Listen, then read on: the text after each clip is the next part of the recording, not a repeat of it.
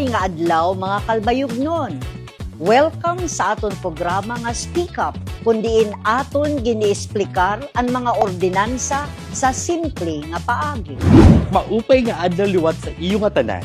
Ako at iyo Vice Mayor Rex M. Daguman ng kaupod kuliwat ang atong sekretarya, Mana Dayday, para ipasabot at usang importante nga ordinansa para sa kaluwasan sa atong kalsada. An aton pag-istoryahan yan na, mao ang Ordinance number 2021-16-26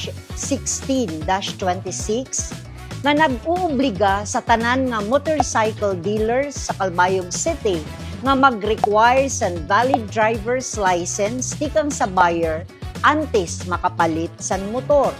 Tama iton, ang tuyo sini nga ordinansa mao ang paglikay sin aksidente nga pagsiguro nga ang mga nakagamit sa motorsiklo maaram magmaneho nga may legal na katungod. Sumala sa Section 1, kinahanglan ipresenta sa buyer ang valid driver's license sa pagpalit sin motorcycle unit. Kaya kung diri ang buyer ang magamit, kinahanglan niya maghatag sa authorization ng driver's license sa tinuod nga magamit sa motor.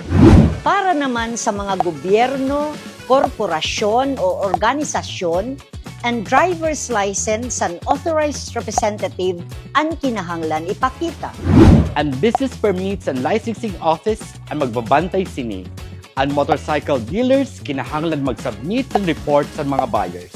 Upod ang driver's license, kada renewals and business permit.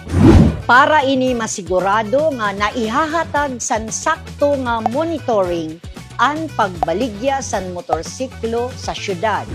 Kung may na magtalapas sa nga ordinansa, ang tag-iya o manager sa tindahan pwede magkamulta nga diri malampas sa 5,000 o suspension o revocation sa business permit. Ngan kun ang violator diri nakaruyag mag-contest, pwede siya magbayad sa multa sa city treasurer sulod sin 36 oras para diri na ma-file ang kaso.